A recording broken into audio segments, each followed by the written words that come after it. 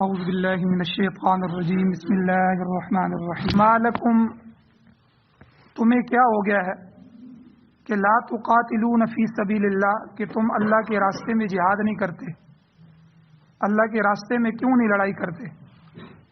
والمستضعفین اور حالت یہ ہے دنیا کی کہ ضعیف لوگ من الرجال مردوں میں سے والنساء عورتوں میں سے والولدان اور بچوں میں سے کمزور لوگ الذین وہ لوگ کہ جو یقولون کہتے ہیں اللہ سے دعا کرتے ہیں ربنا اے ہمارے رب اخرجنا ہم کو نکال من هذه القرية اس ملک سے اس بستی سے الظالم اہلها جس کے رہنے والے ظالم لوگ،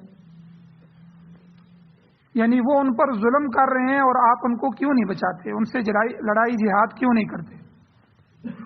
وَجَعَلْ لَنَا مِن لَّدُنْكَ وَلِيًّا اور آپ بنا دیں ہمارے لیے اپنی طرف سے کوئی سرپرستی کرنے والا، کوئی صلاح الدین ایوبی، کوئی محمد قاسم بھیجیے۔ وَجَعَلْ لَنَا مِن لَّدُنْكَ نَصِيرًا اور آپ بنائیں ہمارے لیے اپنی طرف سے کوئی مددگار۔ الذین آمنوا اللہ کہتے ہیں وہ لوگ جو ایمان والے ہوتے ہیں وہ پھر یقاتلون فی سبیل اللہ وہ اللہ کے راستے میں جہاد کرتے ہیں۔ والذین کفروا اور جو کافر ہیں یقاتلون وہ بھی لڑتے ہیں لیکن فی سبیل الطاغوت شیطان کے راستے میں، طاغوت کے راستے میں۔ فقاتلوا اولیاء الشیطان اے ایمان والو لڑو شیطان کے امایتیوں سے، شیطان کے دوستوں سے۔ ان کید الشیطان کان ضعیفا جب میدان میں اترو گے تو تمہیں پتہ چل جائے گا کہ شیطان کی تدبیر بہت کمزور ہے، ان کے بیری بیڑوں سے، ان کے اسلحوں سے نہ ڈرو، میدان میں نکلو، شیطان کی تدبیریں بہت کمزور ہیں۔ سورۃ النساء کی آیت نمبر 75 اور 76 آپ کے سامنے تلاوت ہوئی ہے۔ آپ نے ان آیات کا ترجمہ سنا۔ ان آیات کے متعلقہ 2 درس اس سے پہلے گزر چکے ہیں، جن کا خلاصہ یہ ہے کہ میں نے یہ ذکر کیا تھا کہ ان آیات میں اللہ تعالیٰ نے 2 باتوں کا خاص طور پر ذکر فرمایا۔ پہلی بات یہ کہ مومن اللہ کے راستے میں محض اللہ کے لیے ہی جہاد کرتا ہے، اس کے پیش نظر کوئی ذاتی مفاد نہیں ہوتا، ملک گیری کی ہوس نہیں ہوتی، زمین اور مٹی کے لیے نہیں لڑتا، نسل برادری کے لیے لڑائی نہیں کرتا، وطن یا زبان کی بیس پہ بنیاد پہ لڑائی نہیں کرتا۔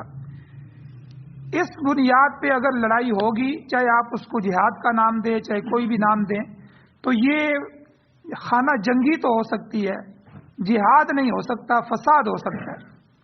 اس لیے ایک تو اللہ تعالیٰ نے فی سبیل اللہ کا لفظ استعمال فرمایا، اللہ کے راستے میں کیوں نہیں لڑتے؟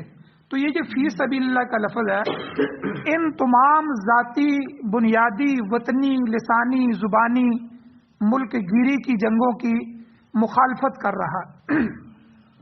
اس کی تفصیل پوری پچھلے درسوں میں گزر چکی ہے۔ اور دوسری بات اللہ تعالیٰ نے یہاں یہ فرمائی کہ مظلوم جہاں جہاں بھی ہیں ان کو، مسلمان مظلوم، ان کو ظلم سے نجات دلانا اہل ایمان کے فرائض منصبی میں سے ہیں۔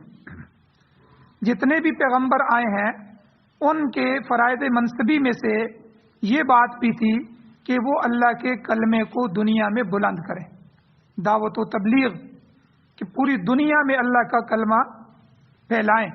اور جہاد اس کے زمرے میں آ جاتا ہے کہ جہاں جہاں کوئی شرارتی اسلام کے مخالف ہو، اللہ کے نبی کے اور ان کے ماننے والے کے راہ میں رکاوٹ بن جائے، تو ایسے مفتدین سے، عام کافر کو مارنے کا حکم نہیں ہے، ایسے مفتدین سے دنیا کو پاک کرو، ان سے جہاد کرو اور اسلام کو، اللہ کے قانون کو، اللہ کے ضابطوں کو، اللہ کی طرف سے دیے گئے آئینوں کو اس دنیا میں نافذ کرو۔ اور دوسری بات کہ جتنے بھی مظلوم ہیں ان کو ظالموں کے ظلم سے نکالنا، چاہے وہ قیدی قید ہوئے ہیں، چاہے وہ ویسے ہی انہوں نے پکڑ لیے ہیں، کسی صورت میں بھی کوئی مسلمان مظلوم نہیں رہنا چاہیے۔ یہ بھی ایمان والوں اور پیغمبروں کے فرائض منصبی میں سے۔ تو یہ دو آیتیں جو ہے اللہ تعالیٰ نے ان چیزوں میں بیان فرمائی ہیں۔ تو اور اس کے علاوہ جہاد کی راہ میں جو رکاوٹ بننے والے اس وقت، ان میں سرمایہ دار بھی ہو سکتے ہیں، سلطان بھی ہیں، بادشاہ بھی ہیں، اور مولوی اور پیر بھی کئی ایسے ہیں جو جہاد کے مخالفین جو ہے، حکومت کی سرپرستی کرنے والے سرکاری ملا، اتنے ایسے لوگوں کی کمی نہیں ہے جو ان کو فتوے بنا کے دے سکتے ہیں اور دیتے بھی رہے۔ تو یہ جتنے بھی جہاد کی راہ میں رکاوٹ ہے، ان سب سے لڑائی کرو، ان سب سے لڑو، یہ سب فسادی۔ اور میں نے پچھلے درس میں حق اور باطل کا نظریہ بھی بیان کیا تھا کہ آپ تاریخ عالم پر نظر ڈالیں تو بہت سی جنگیں مسلمانوں نے بھی لڑی ہیں، بہت سی جنگیں کافروں نے بھی لڑی ہیں۔ کافروں کی جنگ میں نظریہ کیا ہوتا ہے؟ عیاشی کا تمام سامان ان کے پاس ہوتا ہے، ملک گیری کی ہوس ہوتی ہے، دنیا کے وسائل پر قبضہ کرنے کے خواب ہوتے ہیں، اور جتنے مظالم اور جتنی شراب اور جتنی عیاشی وہ اپنی جنگ کے دوران کرتے ہیں، وہ میں نے بہت سی مثالیں پیچھے دی ہیں۔ جبکہ اسلامی نظریہ کیا ہے کہ صرف اور صرف اللہ کا دین غالب آ جائے۔ اور محمد بن قاسم جب حملہ آور ہوئے، سندھ تک آئے، تو ہندوؤں نے اپنی لڑکیاں راستوں میں کھڑی کر دی تاکہ مسلمان ان کی طرف متوجہ۔ مسلمان عزت بچاتے ہیں تو کافر گھر میں داخل ہو کے عزت کو لوٹتا ہے، اور کافر اپنی عزتیں سامنے کرتے ہیں تاکہ عیاشیوں میں پڑ جائیں، مسلمان نظریں نیچے کر کے گزر جاتے ہیں۔ تو صحابہ اکرام کے لیے بھی اسی طرح ہوا تھا، تو کسی نے نظر اٹھا کے نہیں دیکھی، تو وہ عورتیں کہنے لگی یہ تو انسان نہیں ہے، یہ تو کوئی فرشتے ہیں کہ ایسے پتہ چلتا ہے ان کے اندر شہوت ہی نہیں ہے۔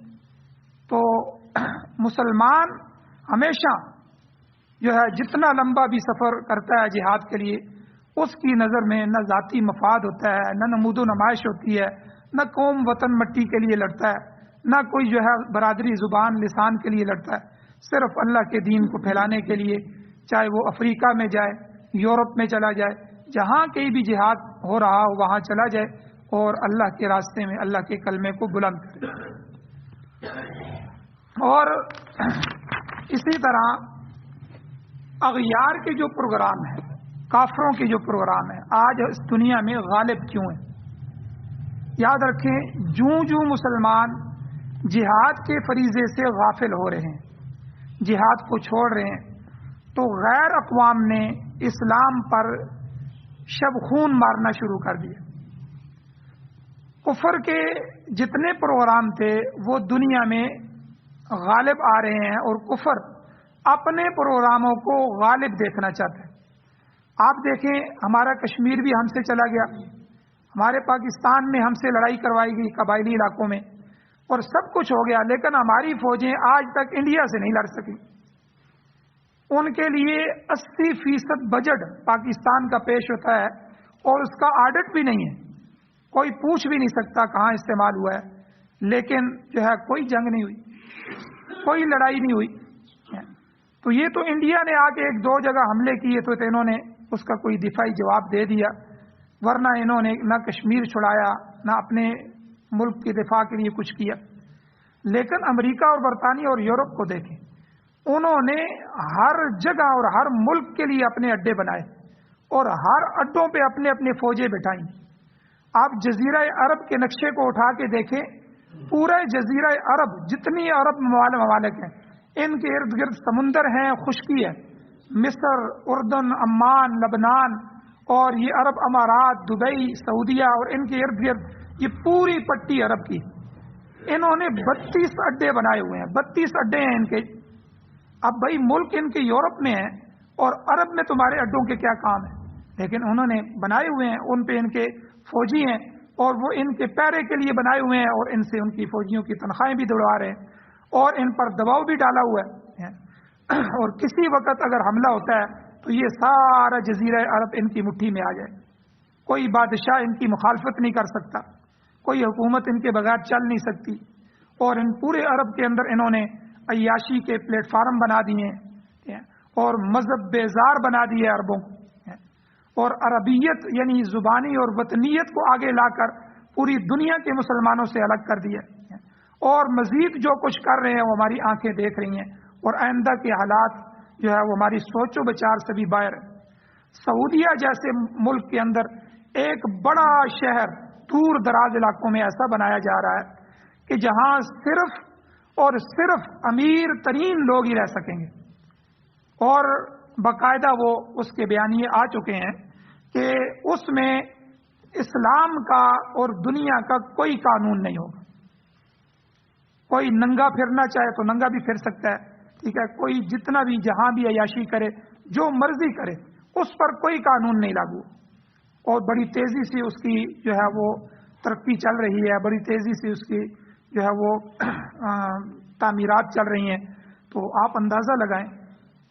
اور جو ہے دشمن نے، غیر اقوام نے جو ہے جب مسلمان جہاد کے فریضے سے غافل ہو گئے، انہوں نے اپنے پروگرام دنیا میں غالب کرنا شروع کر دی۔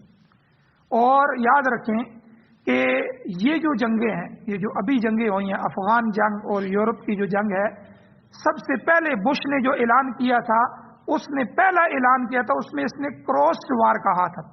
کراس وار کہتے ہیں صلیبی جنگوں کو، یعنی ہماری اور افغانوں کی جنگ نہیں ہے، یہ صلیب اور اسلام کی جنگ ہے، کراس وار اس کو کہتے ہیں۔ اس سے پہلے 2 کراس وار لڑی گئی ہیں، ایک سلطان صلاح الدین ایوبی سے لڑی گئی، لیکن سلطان صلاح الدین ایوبی نے وہ کارنامے کیے کہ جو ہے 90 سال کے بعد جو ہے آخرکار بیت المقدس کو فتح کروا دیا۔ صلیبی جو تھے ان کی فوجوں کو پاش پاش کر دیا اس نے۔ ایک طویل جنگ کے بعد اللہ تعالیٰ نے ان کو فتح عطا فرمائی اور بیت المقدس جو ہے وہ آزاد ہوا، اور آج ہم بیت المقدس اپنے ہاتھوں سے یہودیوں کو دے رہے ہیں، سوئے ہوئے ہیں، اور یہودی ٹکڑا ٹکڑا کر کے پورے فلسطین پر قابض ہو چکے۔ اور دوسری طرف جو ہے بیت اللہ ہمارا خطرے میں ہے، مسجد نبوی خطرے میں ہے، پورا جزیرہ عرب جو ہے ان کے 33-34 اڈوں میں گھرا ہوا ہے، اور خود جو ہے جزیرۃ العرب میں جہاں کفار کا داخلہ منع ہے، وہاں یہود و نصارہ کو جو ہے وہ داخلہ اور مداخلت دے دی گئی ہے۔ تو یعنی یہ حالات کس طرف جا رہے ہیں؟ ہماری بے حسی اور ہمارا پروگرام کیا ہے اسلام کے لیے؟ اسلام کے لیے ہمارا نظریہ کیا ہے؟ ہمارے جان دینے کے ارادے کیا ہیں؟ کوئی پلان نہیں۔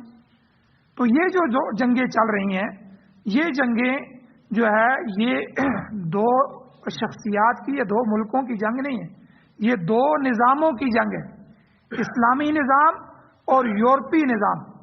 یاد رکھیں یورپ نے اپنے نظام کی حفاظت بھی کی ہے، اس نے اسلحے کے زور پر بھی اور لالچ کے زور پر بھی، ڈالر کے زور پر بھی، ہر زور پر ہر ملک میں اپنی تہذیب لے کے آیا، اپنا نظام، پینٹ شرٹ، بال کی ہیئر کٹنگ، سونے بیٹھنے اٹھنے کا طریقہ، کھانے پینے کے طریقے، ہمارے چہرے، ہمارے شناخت، ہمارا لباس، ہمارے بازاروں میں تجارت، ہر چیز جو ہے ہم انہی کی طرز پہ کر رہے ہیں۔ اور اگر ہم نے آج اپنے پروگرام کی، اپنے نظام کی حفاظت نہ کی تو یاد رکھیں آپ کی نسلوں سے اسلام بھی مٹ جائے گا۔ آج اپنے بچوں کو مسجدوں میں کیوں نہیں لاتے؟ وہ جوان سوئے ہوتے ہیں، آپ اٹھ کے آ جاتے ہیں۔ کیا ان پر نماز فرض نہیں ہے؟ کیا ان پر روزہ فرض نہیں ہے؟ کیا اسلام کا یہ پروگرام ہماری نسلوں کے لیے نہیں؟ آپ ان کو اسلامی تعلیمات کیوں نہیں دلواتے؟ آپ انہیں قرآن کے قریب کیوں نہیں کرتے؟ ہمارا بچہ ہمارے سامنے ویڈیو دیکھتا ہے، فلمیں دیکھتا ہے، ڈرامے دیکھتا ہے، غیروں کی کلچر دیکھ رہا ہے، اور ہم نے کبھی اس کو نہیں روکا۔ گانے سن رہا ہے، کبھی تلاوت کی آواز سے اس کو آشنا نہیں کروایا، کبھی کسی عالم کی تقریر اور خطیب سے اس کو آشنا نہیں کروایا۔ تو اگر ہم نے اپنے اسلامی لباس، اسلامی چہرہ، اسلامی شناخت، اسلامی تجارت و معیشت اور اسلامی مملکت تو اسلامی نظام خلافت کا احیاء نہ کیا اور اس کی حفاظت نہ کی تو یاد رکھیں دنیا سے ہماری شناخت مٹ جائے گی۔ اور یہی ہوگا جس کو حضور نے فرمایا ایک زمانہ ایسا آئے گا کہ لوگ نامانوس ہو جائیں گے اسلام سے۔ کہیں کبھی اذان کی آواز سنیں گے تو کہیں گے یار یہ تو اذان ہمارے आबाओ अजदाद सुना करते थे, तभी हम छोटे छोटे होते थे तो उस वक्त ये होती थी, मस्जिदें वीरान हो जाएंगी। आज पूरे मोहल्ले के हिसाब से देखें 2-4 सफ़े भी नहीं बनती, और आइंदा आने वाली अगली नस्ल अगर इसी तरह रही तो ये एक और आधी सफ भी नहीं रहेगी, तो उससे अगली नस्ल क्या करेगी। तो इस्लाम बहुत जल्दी से मिट रहा है, और हम खुद अपने चेहरों से, अपने लिबासों से, अपनी रिहाइशों से, अपने तर्ज से, अपने बूदोबाश से, अपने सिलसिलों से इस्लाम को नोच नोच कर ख़त्म कर रहे हैं। और इस्लाम की मुखालफत में महज अय्याशी के लिए, महज अपने नफ्स को खुश करने के लिए, महज अपनी मन चाही ख्वाहिशात को पूरा करने के लिए इस्लाम को रोंदने के लिए तैयार। आज कुफर इस्लाम का इतना मुखालिफ नहीं है जितना मुसलमान खुद कुरान और कुरानी तालीमात का मुखालिफ बन चुका है। तो ये नतीजा है उनका कि उन्होंने मेहनत की है और अपने प्रोग्राम को पूरी दुनिया में लॉन्च किया और पूरी दुनिया में गालिब थे। और दूसरी बात ये समझ लें, हम ये समझते हैं कि कुफार आपस में एक दूसरे के दुश्मन है, रूस और अमेरिका आपस में दुश्मन है, या अमेरिका और चाइना अब आपस में सुपर पावर की लड़ाई लड़ रहे हैं, या फलां फलां जगह में दो काफिर मुल्क आपस में लड़ रहे हैं। याद रखें कि कुफार की तमाम ताकतें मुश्तरका तौर पर कोशिश कर रही हैं। हदीस में हुजूर अलैहिस्सलाम ने फरमाया, अल कुफ्र मिल्लतुन वाहिदा, कुफर एक मिल्लत है। ये हुजूर ने 1400-1500 साल पहले फरमा दी कि वो आपस में लड़ते हैं, लेकिन जब इस्लाम को मिटाने के लिए बात आती है तो वो सब मुत्तहिद हो जाते हैं। इसकी बहुत सी मिसालें हैं। अब चाइना और अमेरिका आपस में दुश्मन है, लेकिन इसराइल फलस्तीन की सरजमीन पर कब्जा कर रहा है, वहां जो है कोई मुखालफत नहीं करता, आंखें बंद कर लेते हैं। और जहां मुसलमानों की बात आती है तो अफगान तालिबान के ऊपर जो हमले हुए तो उसमें चाइना अमेरिका के साथ था, और ये सारे एक ही प्रोग्राम में होते हैं। अल कुफ्र मिल्लतुन वाहिदा, कभी धोखे में न रहें। हुजूर ने फरमा दिया है कुफर एक ही मिल्लत है, सारा कुफर, चाहे वो अलग अलग मुल्क हों, अलग अलग जुबानें हों, मजहब उनके अलग अलग हों, लेकिन कुफर है तो इस्लाम के मिटाने के लिए, इस्लाम के मुकाबले के लिए ये एक ही हो जाए। और ये हो चुके हैं, और उनकी तमाम ताकतें काम कर रही हैं। मुसलमानों को ईसाई और मिर्जई बनाया जा रहा है, कुछ नीम ईसाई बन चुके हैं, कुछ नाम के मुसलमान बन चुके हैं, कुछ धैर्य बन चुके हैं, कुछ मुसलमान जो हैं वो लिबरल और आज़ाद ख्याल बन चुके हैं। कितने स्कूल और फ्री शफाखाने, मिशन स्कूल, मिशनरी अस्पताल, और ये खिदमत खल्क की आड़ में मुसलमानों के ईमानों पर डाके डालने के लिए NGOs बनाई गई हैं। औरतें घरों में जाके और इस तरह की NGOs काम कर रही हैं। थोड़ी थोड़ी लालच में उनको आज़ादी की तरफ और मुख्तलिफ नारे दे के बाहर निकाला जा रहा है। और इसके बरखिलाफ मुसलमानों की क्या हालत है कि अपनी तमाम तवानाइयाँ मुसलमान अय्याशी पे खर्च कर रहे हैं, फाशी पे खर्च कर रहे हैं, खेल तमाशे से दिल बहला रहे हैं।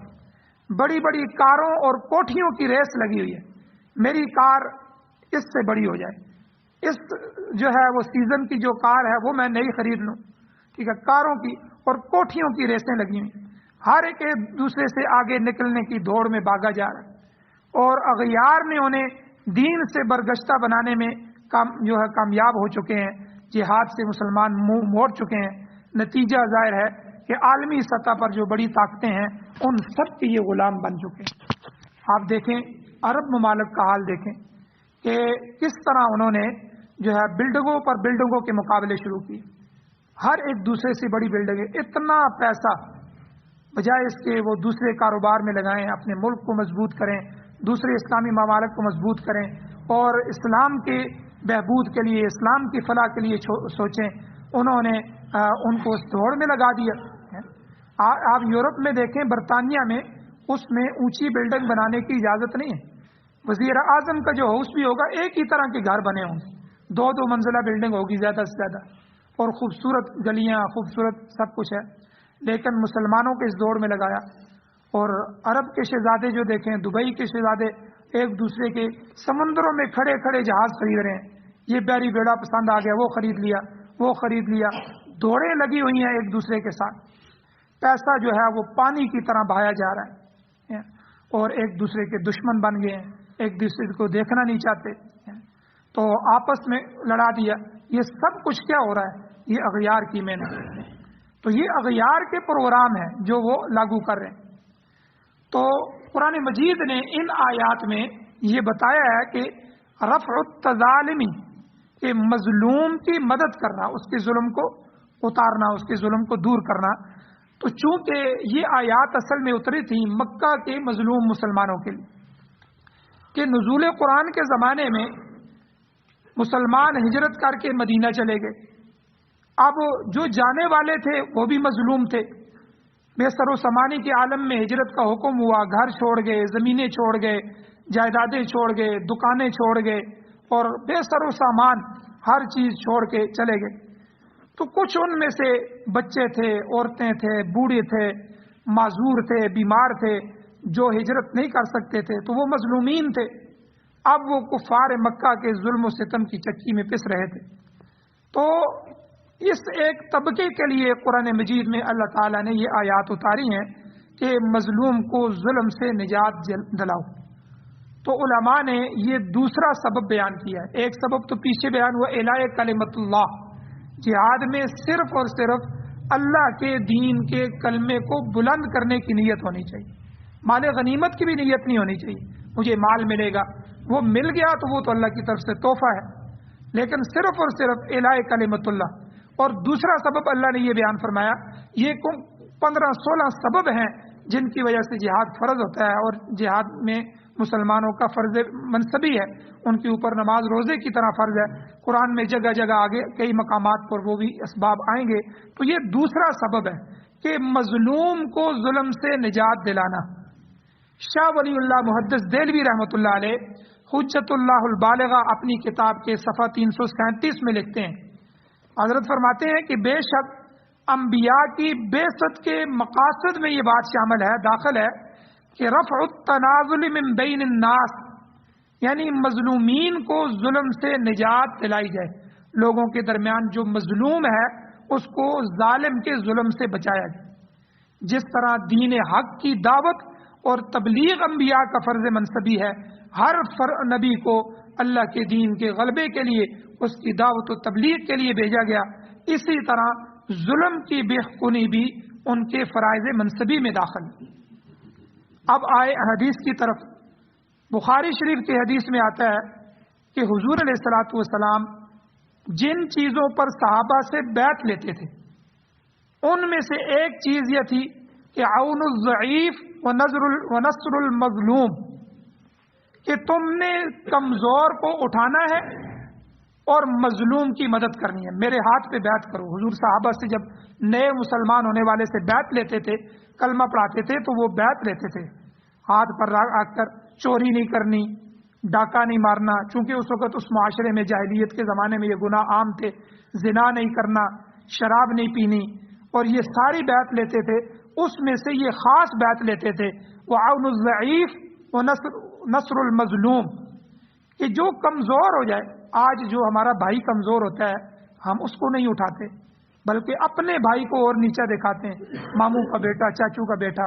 حالانکہ جو ہماری زکوٰۃ صدقات ہیں، اسلام میں کہا گیا کہ اب اپنے رشتہ داروں کو دو گے، اپنے بھائیوں کو، اپنے ماموں کو، ماموں کے بیٹوں کو، چاچو اور چاچو کے بیٹوں کو، پھوپھی کے بیٹوں کو، اور اپنی بہنوں کو زکوٰۃ دینا بھی جائز ہے.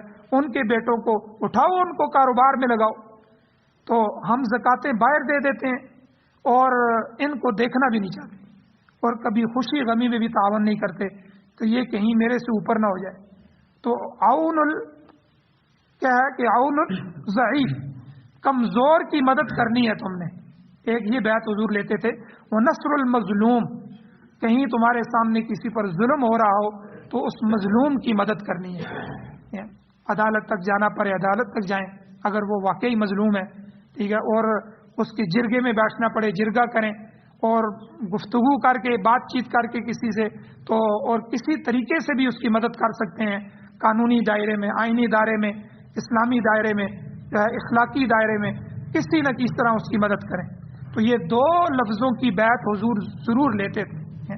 تو آپ اس سے اندازہ لگائیں کہ جن الفاظ کو حضور بیعت میں شامل کرتے تھے تو یہ حضور کے فرض منصبی میں سے تھا کہ حضور اسی لیے بھیجے گئے تھے۔ اب آتے ہیں فتاوی جات کی طرف۔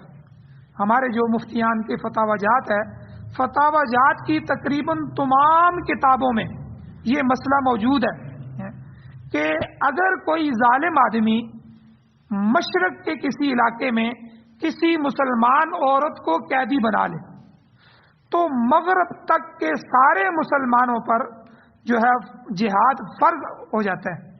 اب یہ اندازہ لگ کہ وہ اس کے مظلوم عورت کو رہا کرائیں، ورنہ سب کے سب گناہگار ہوں گے۔ یہ فتویٰ ہے، ہماری فتاوی جات کی سینکڑوں کتابیں ہیں اور ہر ملک کے جو مفتیان ہیں انہوں نے فتویٰ دیا ہے۔ تو یہ متفقہ طور پر مفتی کا فتویٰ ہے کہ کوئی عورت مشرق کے علاقے میں اگر کسی ظالم کے پنجے میں چلی جاتی ہے تو مغرب کا مسلمان تک اس کو چھڑانے کے لیے متحرک ہو جائے، آواز لگائے، پہنچ نہیں سکتا تو وہاں سے اپنی کوشش کرے، ٹھیک ہے، اپنے سوشل میڈیا کے ذریعے کوشش کرے، اپنی حکومتوں پر دباؤ ڈالے، ٹھیک ہے، جو کچھ کر سکتا ہے وہ کرے، ورنہ گناہگار ہو جائے۔ تو آپ دیکھیں کتنی مسلمان عرب عورتیں جو ہے وہ افغان جہاد میں یا شام عراق جہاد میں دشمن میں کے قید میں ہیں۔ فلسطین کی 70 سال سے کتنی عورتیں بچیاں انہوں نے قید میں رکھی ہوئی ہیں اور آج تک ہم جو ہے ٹس سے مس نہیں ہوئے، کوئی فکر نہیں۔ اور ہمارے پاکستان کی دیکھیں، آپ نے عافیہ صدیقی ہے اور کئی جو ہے عورتیں جو جامعہ حفصہ اور اس طرح کی غائب ہوئی ہیں، یتیم بچیاں، آج تک ان کا کوئی پتہ نہیں ہے، اور کس طرح ظالموں کے سکنجے میں ہیں، اور کبھی ہم نے کوئی آواز نہیں اٹھائی، کوئی دو بول نہیں بول سکے، کوئی فکر نہیں کی۔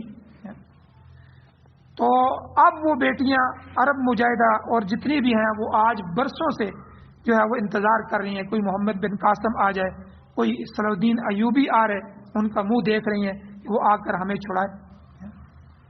تو آپ دیکھیں کہ فتویٰ کیا ہے۔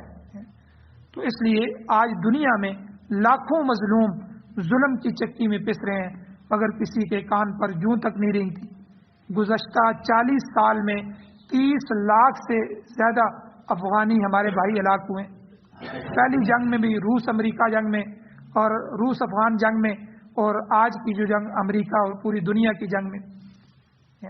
تو ہم نے کیا کردار ادا کیا؟ ہم نے ان کو فوجی اڈے دیے، ہم نے ان کو ویلکم کیا، ہم نے ان کے جو اڈے تھے افغان کے، ان کے راستے ان کو دیے، ان کے نقشے ان کو مہیا کیے، اور ان کے جہازوں کے اڑنے کے لیے فوجی اڈے، ہوائی اڈے ان کے حوالے کیے۔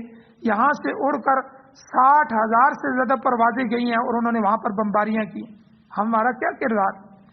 ہم ان کے اتحادیوں میں سے فرنٹ لائن اتحادیوں کا کردار ادا کرتے رہے، اپنے منہ سے کہتے رہے ہیں کہ ہم کچھ کول لے کے تمہارے سامنے بیٹھے ہیں، ہمیں امداد دو۔ ہم نے فرنٹ لائن اتحادی کا کردار ادا نہیں کیا۔ تاریخ میں پاکستان کا کیا کردار ہوگا؟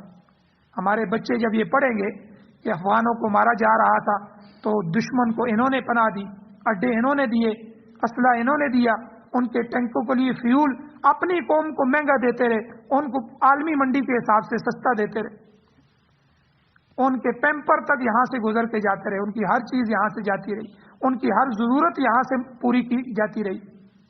ہماری تاریخ گواہ ہے، یہ تاریخ میں لکھا جائے گا کہ جتنا وہ اس خون میں شامل ہیں اس سے زیادہ ہمارا کردار ہے، بجائے اس کے کہ ہم اسلام کو نافذ کریں۔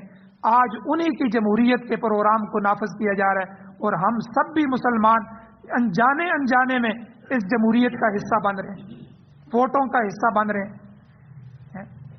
یاد رکھیں، یہ جمہوریت برطانیہ کا نظام ہے، یہ انگریز کا نظام ہے، یہ پورے یورپ کا نظام ہے، یہ کفر اور طاغوت کا نظام ہے، یہ اسلام کا نظام نہیں ہے۔ اسلام کا نظام قرآن و سنت کا نظام، خلافت راشدہ کا نظام، امارت اسلامیہ کا نظام۔ جو بندہ قرآن و سنت کا نام لے کے آگے آئے اور جمہوری نظام سے نہیں، خلافت راشدہ کے نظام سے، جہاد کے نظام سے اس کے دست و بازو بنے، اس کے ساتھ مل جائیں، امارت اسلامیہ کا حصہ بنے، تو حضور علیہ السلام نے فرمایا کہ جب دجال آئے گا دنیا کا بڑا حصہ کفر میں ہو جائے گا، مسلمان اتنے کمزور ہوں گے کہ بڑے بڑے دعوے کرنے والے اس کا حصہ بن جائیں۔ لیکن چند ایک مجاہدین رہیں گے۔ خراسان کی یہ جو پٹی ہے اس کی خوشخبری حضور نے 15 صدیاں پہلے دی۔ یہ ایران کا حصہ اور بھارت کا ایک حصہ اور پورا افغانستان اور ہمارے پاکستان کا ایک حصہ، یہ پوری پٹی خراسان کا علاقہ کہلاتا ہے۔ تو اس حصے میں حضور نے فرمایا غزوہ ہند بھی ہوگی انشاءاللہ، غزوہ ہند کی خوشخبری بھی حضور نے دی۔ ہندوستان سے ایک بڑی جنگ ہوگی مسلمانوں کی، اللہ ان پر فتح دیں گے، پورا ہندوستان مسلمانوں کا ہو جائے گا۔ اور پھر جو ہے یہ خراسان کی پٹی سے اٹھنے والے مجاہدین جو ہے امام مہدی اور حضرت عیسیٰ علیہ السلام کی فوج کا حصہ بنیں گے، اور اللہ تعالیٰ ان کے ذریعے پوری دنیا میں ایک دفعہ پھر اسلام کو لائے گا، اور اللہ تعالیٰ دجال کو عیسیٰ علیہ السلام کے ہاتھوں سے قتل فرمائیں گے۔ تو یہ احادیث میں خوشخبریاں دی گئی۔ اور آج دیکھیں افغان جو لڑے ہیں نا، ہماری شناخت کیا ہے؟ ہمارا لباس بدل گیا، ہر چیز۔ اور افغانوں نے پوری دنیا سے جو مذاکرات کیے، روس میں گئے، امریکہ میں گئے، جس ملک میں بھی گئے، اپنی شناخت کے ساتھ گئے، وہی پگڑی، وہی داڑھی، وہی سادہ لباس، وہی واسکٹ اور وہی سادگی، وہی ہاتھ میں تسبیح اور اللہ اور رسول کا نام، خطبے سے ہر چیز کی ابتدا، اور اللہ کے دین کے غلبے کی آواز ہر فورم پہ لگائی کہ ہم تم سے ہر چیز میں مذاکرات کر سکتے ہیں، لیکن ہمارے اسلامی نظام کے راستے میں تم رکاوٹ بنو گے تو تمہارے ساتھ کوئی مذاکرات نہیں۔ تو ٹوک لفظوں میں یہ بات کہی اور پوری دنیا کو دکھا دیا کہ تم ہمیں جس پلیٹ فارم پہ دیکھو گے اللہ اور اللہ کے رسول کے مجاہد ہی پاؤ گے۔ ہماری شکلیں نہیں بدلیں گی، ہم اپنی قوم کو بھی سمجھائیں گے جو ان کے پلے میں جا چکے ہیں، جنہوں نے اپنی داڑیاں کٹوا دی ہیں، جو آج یورپ کی نقش قدم پر چل رہے ہیں، یہ ہمارے بھائی ہیں۔ غلطی سے تم نے ان کو ملا لیا ہے، ہم نے ان کو معاف کر دیا ہے۔ ہم ان کے آج دیکھیں، میں پچھلے دنوں خبر پڑ گیا، میرے آنکھوں میں آنسو آ گئے۔ وہ افغان فوجی جو طالبان سے لڑتے رہے اور معذور ہو گئے، جن کو امریکہ چھوڑ کے چلا گیا اور دوسرے فوجیوں کو بھی بھاگ گیا چھوڑ کے، ان افغان فوجیوں کے لیے ماہانہ طے کیا انہوں نے، ان مظلوموں کے لیے افغان طالبان نے، یہ ہمارے اپنے ہیں، یہ ہمارے افغان ہیں اور یہ مسلمان ہیں، ان کے گھروں کے لیے جو ہے اتنا راشن ماہانہ طے کرو، ان کا ماہانہ طے کیا انہوں نے۔ اور وہ فوجی آنکھوں سے آنسو بہا رہے کہ ہم سے کیا ہوا تھا، ہم کیا کردار ادا کرتے رہے، ہم نے دشمنی میں جو ہے امریکہ کی دوستی میں ان کو ٹینکوں تلے روندا، دشت لیلا کے اندر ہم نے ان کی قبریں بنا دی، زندہ ان کو دفن کر دیا دوستم اور ان لوگوں نے۔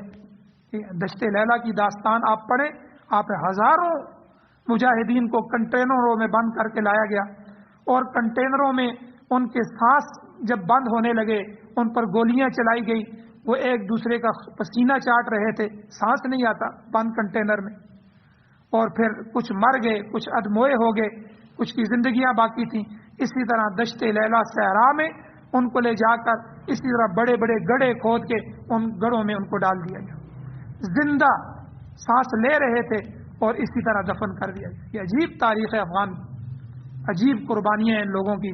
اللہ جل شانہ ان کی حفاظت فرمائے، اللہ ان کے ذریعے پوری دنیا میں اسلام کو تقویت عطا فرمائے۔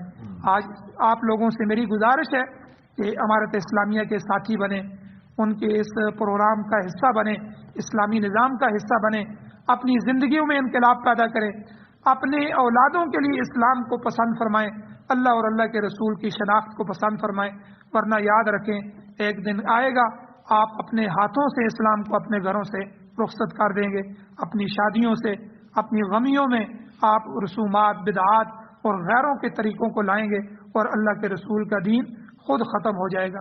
اور یہ زمانہ آنے والا ہے، آپ دنیا کو دیکھ رہے ہیں، دنیا ننگے ہونے کی طرف جا رہی ہے، دنیا بالکل بے حیائی کے عروج پر پہنچی ہے، دنیا جہنم کے کنارے پر کھڑی ہوئی ہے۔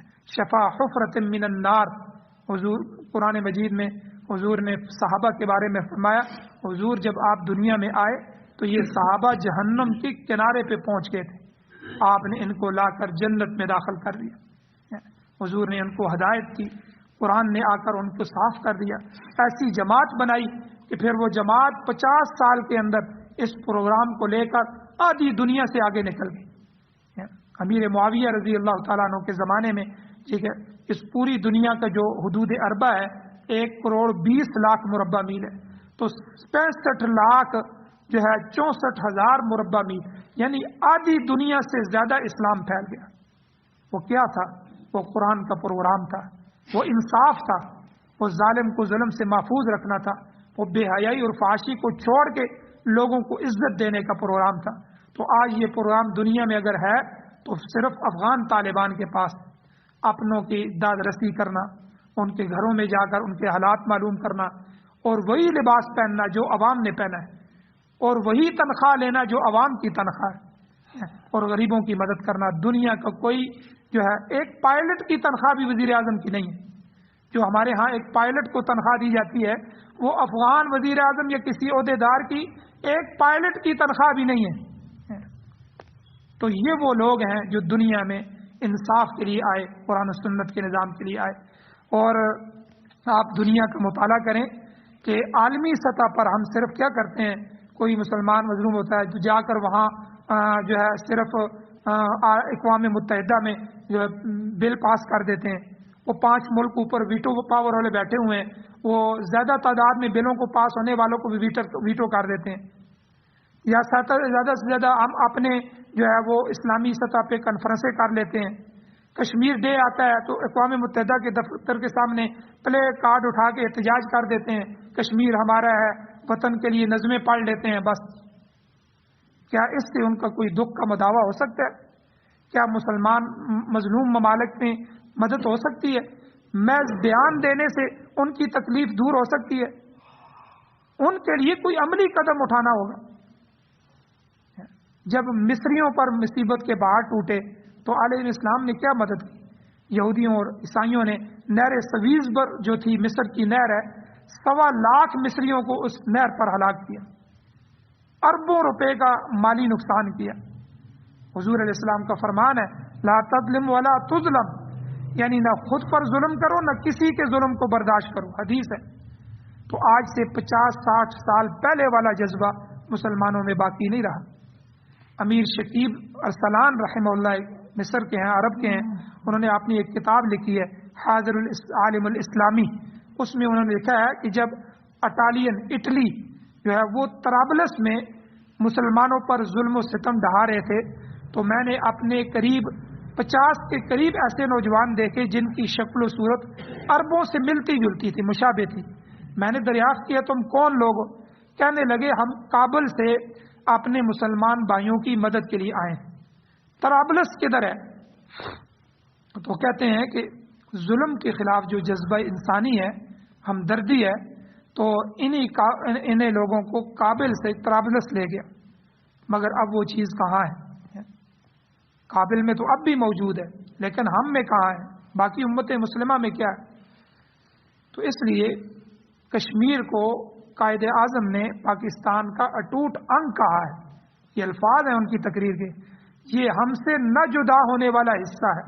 جس طرح میرے جسم کا حصہ میرا بازو ہے، اس کو میں کہتا ہوں یہ میرا اپنا بازو ہے، اولاد کا نہیں، کسی کا نہیں، میرا اٹوٹ انگ ہے، نہ ٹوٹنے والا انگ اس کو کہتے ہیں۔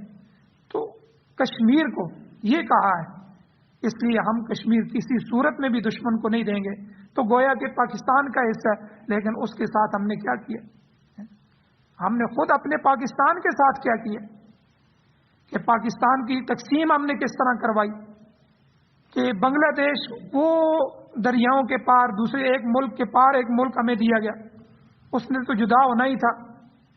اور یہ جو فاٹا کے علاقے ہیں، پشاور سے آگے آگے جتنے بھی علاقے ہیں، یہ تو قبائل کے علاقے ہیں، یہ تو ہمارے تھے ہی نہیں، یہ تو معاہدوں کے ذریعے ہمارے اندر داخل ہوئے کہ تم ہماری سرزمین پر قبضہ نہیں کرو گے، ہمارے نظام پر مداخلت نہیں کرو گے، ہمارے فوجی قلعے ہیں، بس ان قلعوں میں اپنی فوج کو رکھو گے، قلعوں سے نیچے نہیں اتارو گے، یہ معاہدے لکھے ہوئے ہیں۔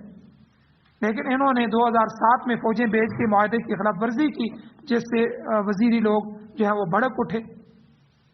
تو یہ تو ابھی تک جو ہے ان کو ابھی تک ملک میں باقاعدہ داخل نہیں کیا گیا، یہ بھی تقسیم انہوں نے غلط کی۔ پھر جو تبت کے ساتھ جو علاقہ ہیں، یہ ہمارے گلگت، چترال اور یہ سارا پٹی، اس میں تو ابھی 10-12 سال ہوئے ہیں وہاں نظام بنا ہے ہماری ووٹوں کا، تو وہ علاقے چائنا کے ہیں، اور چائنا جو ہے کسی وقت بھی چاہے تو ان پر قبضہ کر سکتا ہے، یہ تو دوستی کی وجہ سے بولتا نہیں۔ اور اس کے علاوہ جو افغان ہیں، اصل افغان یہ جیلم تک ہیں۔ جب بر صغیر میں انگریز آیا تھا، پاکستان اور ہندوستان اکٹھے تھے، تو پاکستان اور ہندوستان کی جو سرحد تھی یہ جیلم تک تھی۔ جیلم سے آگے آپ دیکھیں پشتو شروع ہو جاتی ہے، یہ سارے ہمارے علاقے پختون ہیں۔ تو یہ 1905 تک جو انگریز کا معاہدہ تھا کہ افغان کے ساتھ کہ یہ آپ علاقے ہمیں دیں، ہم سے لڑائی نہ کریں، تو یہ معاہدہ ہوا تھا۔ تو پھر انگریز جاتے جاتے یہ ایک اور شرارت کر گیا کہ یہ علاقے کاٹ کے اس نے پاکستان کو دے دیے، تاکہ بعد میں اگر لڑائی ہو تو ان کی بھی لڑائی ہوتی۔ اس محاذ پر یہ لڑتے رہیں، اس محاذ سے چائنا سے لڑتے رہیں، اس محاذ سے افغانوں پہ لڑتے رہیں، اور پھر کشمیر کا انہوں نے کیا کیا، کشمیر کا آدھا حصہ آزاد کشمیر ہمیں دے دیا اور جموں کشمیر انڈیا کے حوالے کر دیا، تاکہ آزاد کشمیر پر انڈیا لڑتا رہے اور جموں کشمیر سے یہ انڈیا سے لڑتے رہے۔ دشمن کی چال دیکھیں، اور ہمارے بے وقوف لوگ، اب بنگلہ دیش جدا ہو گیا اور یہ حصے بھی آج آواز اٹھا رہے ہیں، خود پاکستان کے اندر کئی قومیں آواز اٹھا رہی ہیں۔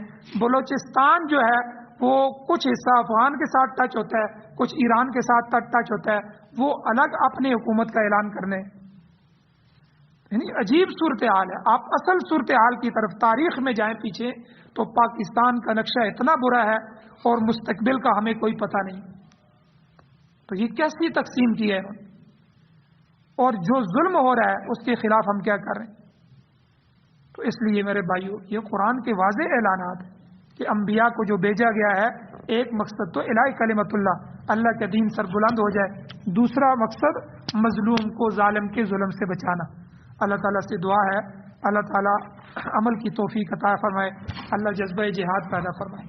آمین۔ الحمدللہ رب العالمین والعاقبۃ للمتقین، والصلاۃ والسلام علی رسولہ النبی الامی الکریم۔ یا اللہ ہماری کمیوں کوتاہیوں کو معاف فرمائیے، درگزر فرمائیے، صغیرہ کبیرہ گناہوں کو معاف فرمائیے۔ یا اللہ کشمیر کے مظلوم مسلمانوں کی مدد فرمائیے، برما کے مسلمانوں کی مدد فرمائیے، فلسطین کے مظلوم مسلمانوں کی مدد فرمائیے۔ یا اللہ افغان مظلوم مسلمانوں کی مدد فرمائیے۔ یا اللہ پوری دنیا میں جس خطے میں بھی جہاں جہاں مسلمان مظلوم ہیں، یا اللہ ان کی مدد و نصرت فرمائیے۔ یا اللہ مجاہدین اسلام کو کھڑا فرمائیے، جو حضرات ان کے لیے لڑ رہے ہیں، ان کے لیے قربانیاں دے رہے ہیں، یا اللہ ان کی مدد و نصرت فرمائیے۔ یا اللہ ہمیں حضرت امام مہدی، حضرت عیسیٰ علیہ السلام کی جماعتوں کا ساتھی بنائی۔ یا اللہ ہماری اور ہماری نسلوں کے ایمان اسلام کو محفوظ فرمائی، اسلامی تعلیمات سیکھنے، سمجھنے، قرآن و سنت پڑھنے پڑھانے اور اس پر عمل کرنے کی توفیق عطا فرمائی۔ یا اللہ ہمیں اپنی نسلوں میں اسلام جاری کرنے کی توفیق عطا فرمائی۔ یا اللہ امارت اسلامیہ شریعہ خلافت راشدہ کا نظام نصیب فرمائی، قرآن و سنت کو بطور آئین، بطور دستور، بطور ضابطۂ حیات ہمیں نصیب فرمائی۔ یا اللہ ہماری بہن عافیہ صدیقی، یا اللہ اگر وہ فوت نہیں ہوئی، یا اللہ ان کی خبر اگر جھوٹی ہے تو یا اللہ زندہ ہے تو ان کی باعزت باوقار رہائی نصیب فرمائی۔ دنیا بھر کی جیلوں میں جتنے مسلمان مجاہدین یا مظلوم یا اللہ اسیر ہیں، ان کو باعزت باوقار رہائی نصیب فرما۔ یا اللہ ہم سب کے دینوں کی حفاظت فرما۔ یا اللہ معذوروں کی مدد فرما، بیماروں کو صحت عطا فرما، پریشان حالوں کی پریشانی ختم فرما۔ یا اللہ جو فوت ہو چکے ہیں ایمان کی حالت سے، یا اللہ ان سب کی بخشش فرما۔ صلی اللہ تعالی علی خیر خلقہ محمد و آلہ و صحبہ